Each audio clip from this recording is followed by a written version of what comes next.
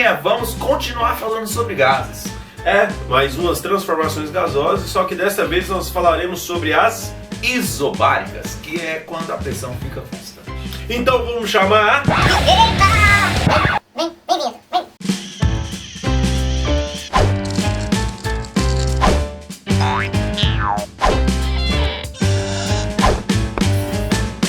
E aí galerinha, você que está aí assistindo o nosso vídeo, se você está curtindo, deixe o seu like, por favor, isso vai muito nos ajudar, vai muito ajudar o canal a se manter. E falando nisso, ele pode visitar onde mais? Ele pode visitar o nosso site www.quimicasimples.com.br e além disso ele pode nos visitar nas páginas como Instagram, Facebook, né, que vai já ajudar muita gente. Isso mesmo. E essa aula é um oferecimento da Papelaria Universo.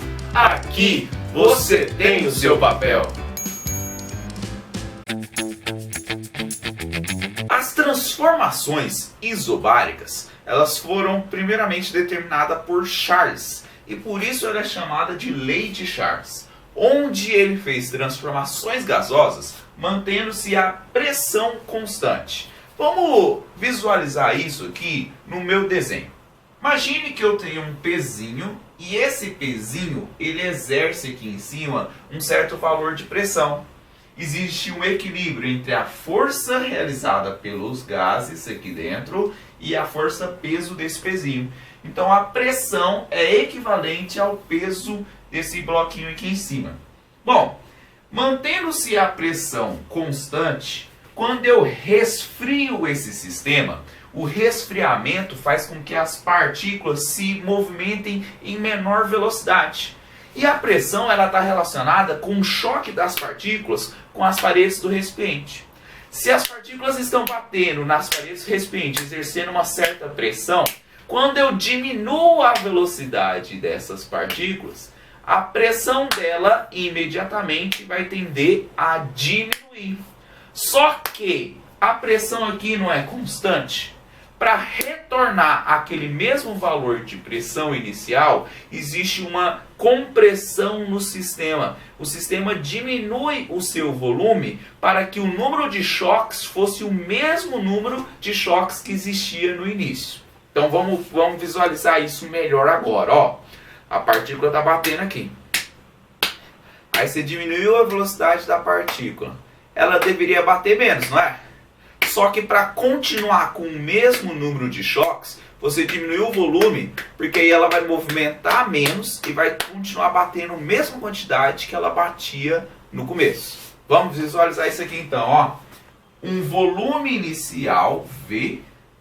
Quando eu reduzo o volume para metade, para que a pressão continue constante, a temperatura também tem que ser reduzida pela metade. A velocidade com que a partícula se desloca também tem que ser diminuída pela metade. Isso significa dizer que pressão e volume são grandezas diretamente proporcionais. Quanto menor for uma, menor terá que ser a outra também, para manter-se a pressão constante. Então a gente chega na seguinte conclusão. O volume ele vai ser igual a um valor constante vezes a temperatura. Ou seja, se eu jogo a temperatura para o lado de cá, volume dividido pela temperatura é igual a um resultado constante. Quanto maior um, maior o outro, essa divisão se anula, dando sempre o mesmo resultado constante. Entenderam? O Pavanelli vai explicar melhor isso analisando gráficos. Então fiquem atentos. E aí galerinha, beleza? Como o tio Soneca disse para vocês, a grandeza volume e a grandeza temperatura, elas são diretamente proporcionais. Quando um abaixa, o outro também tem que abaixar. Quando um aumenta, o outro também tem que aumentar. E aí a gente pode analisar isso graficamente.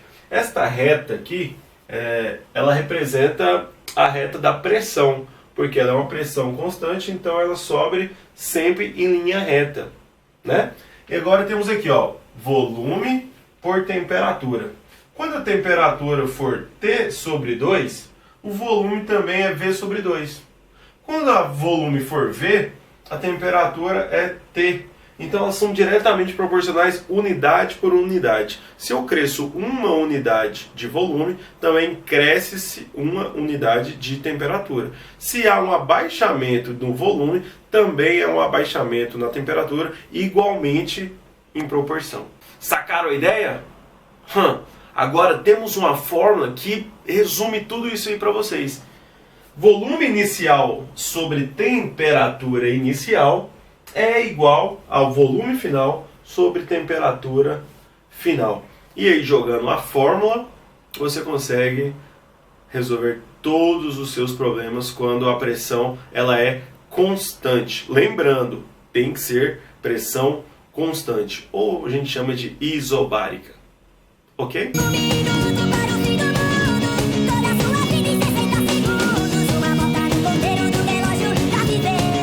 E aí, gente, só para frisar o finalzinho da aula, tudo que a gente falou aí sobre volume e temperatura, a temperatura tem que estar em Kelvin, tá? Temperatura absoluta. Isso mesmo, a temperatura em Celsius ela não é diretamente proporcional ao volume, não. Tem que ser uma temperatura absoluta expressa em Kelvin.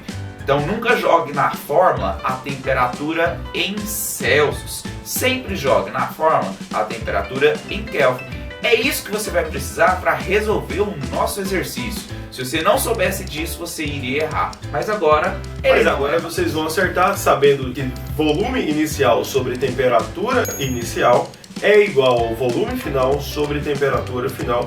Você não vai errar o exercício. Isso mesmo. Coloca um volume em função do outro. Finish him. Se inscreve. Se inscreve.